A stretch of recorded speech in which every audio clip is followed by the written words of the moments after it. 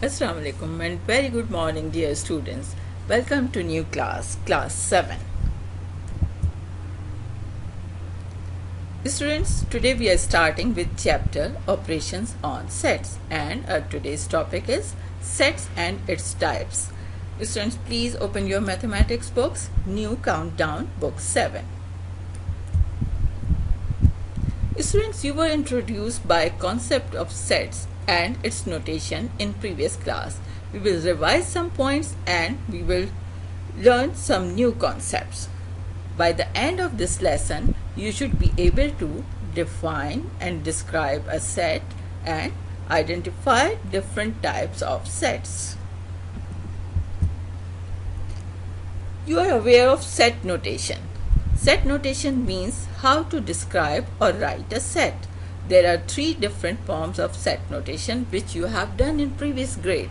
Now who can tell me the first form? Yes, exactly. This is descriptive notation. In this form, the set is described by a statement and not placed within curly bracket. For example, set A equals to set of first 5 English alphabet, and there is no curly bracket. Now what is second form? Yes, exactly, tabular notation or roster form. In this notation, the elements of the set are written within the curly brackets. As example, set A, then in curly brackets elements are written A, B, C, D and E. And now the third type is set builder notation. In this notation, the set is written within the curly bracket in form of a rule. Example, set A, X, whereas X is a letter of English alphabet before F. So these are 3 types of set notation. You must have noticed that all the 3 sets are same. Set of first 5 English alphabet, set A is A, B, C, D, E and English alphabet before F. So exactly same sets but written in 3 different forms. Now we will come to the types of sets. Sets are of different types according to their properties. Some types are very interesting. Type number 1 is finite set, as the meaning of the word tells us that this set has a limited amount of elements or limited number of elements. For example, set of days of week. Obviously, set of days of week has 7 elements in it. We can't write 8 or we can't leave any one. Now, second is infinite set. Infinite set contains infinite or unlimited number of elements. For example, set of stars in the sky. So obviously this is unlimited. We can't write these as elements. Now the next is unit set or singleton. This set has only one element in it. For example, set of first English alphabet.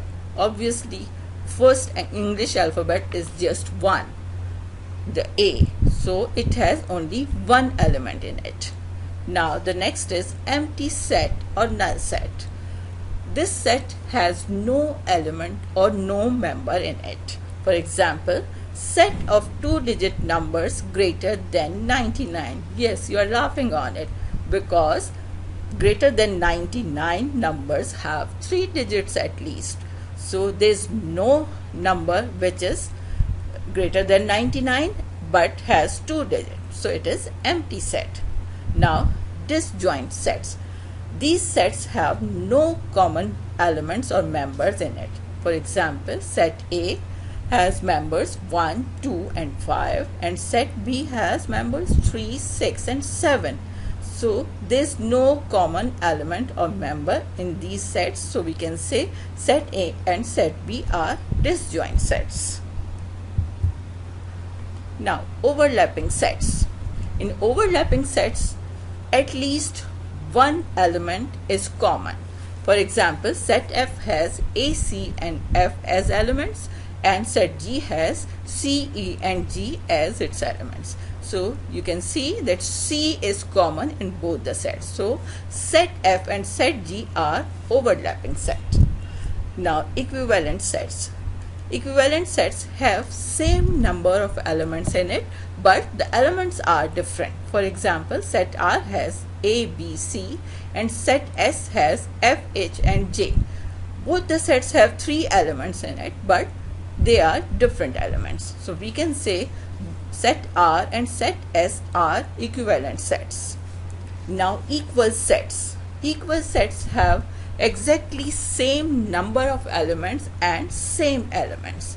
For example, set C has elements A, B and C, and set D has elements set of first 3 English alphabets, which are obviously A, B and C. It means both the sets are same.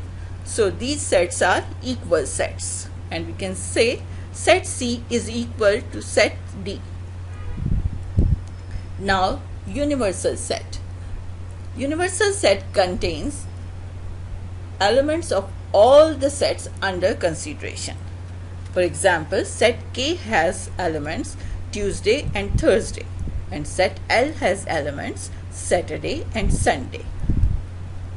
And universal set of set K and set L is days of the week.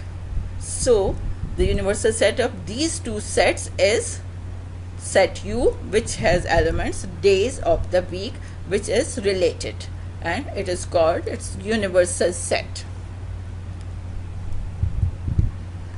Now subsets. When each element of a set is also element of another set, it is called subset. For example, set T has elements 1, 2, 3, 4, 5 and 6. And set V has elements 1, 3 and 5. Set W has elements 2, 4 and 6. So we can say set V is subset of set T and set W is also subset of set T. And we will show it, or we will write it as set V is subset of set T and set W is subset of set T.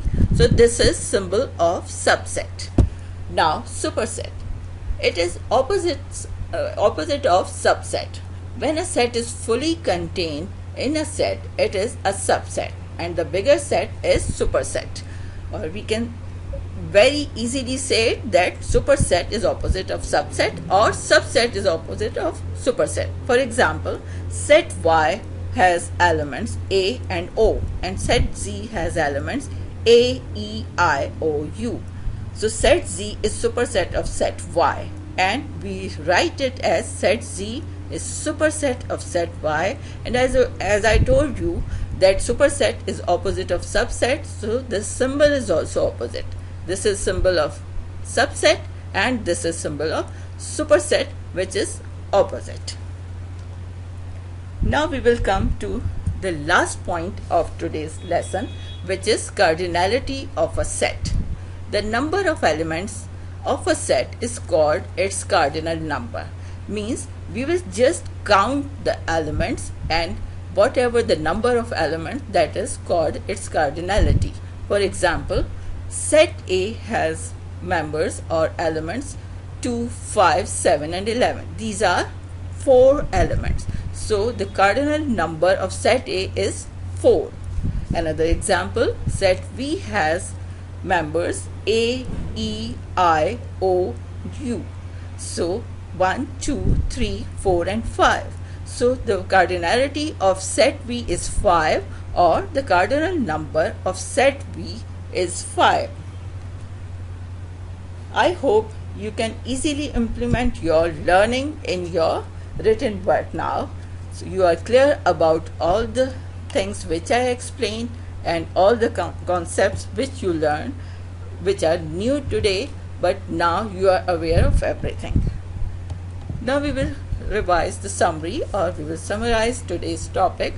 So what we learned today, we reinforce the 3 types of set notation, and you will learn identification of different type of sets, and you learn how to find cardinality of sets. Now come to the written work.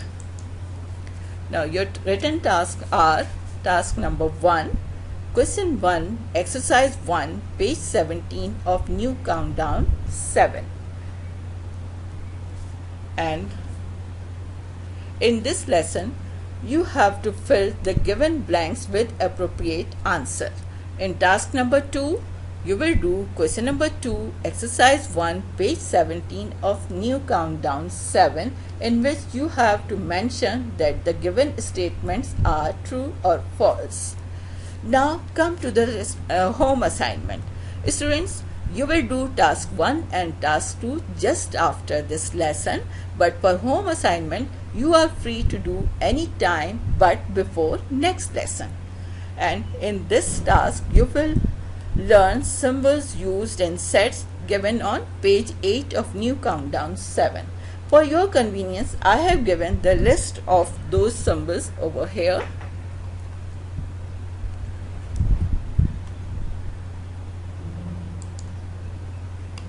So this is the symbol of equal sets. This symbol is for unequal sets. This symbol is used for equivalent sets, and this is for not equivalent sets. And this symbol is member of, and this is for not member of. And this symbol is used for empty set, and this is used for subset, and this is for not a subset. And this symbol is used for proper subset, and this is for not a proper subset, and this symbol is used for such that. I hope you enjoyed today's lesson. Now, Allah Hafiz, good luck and keep practicing.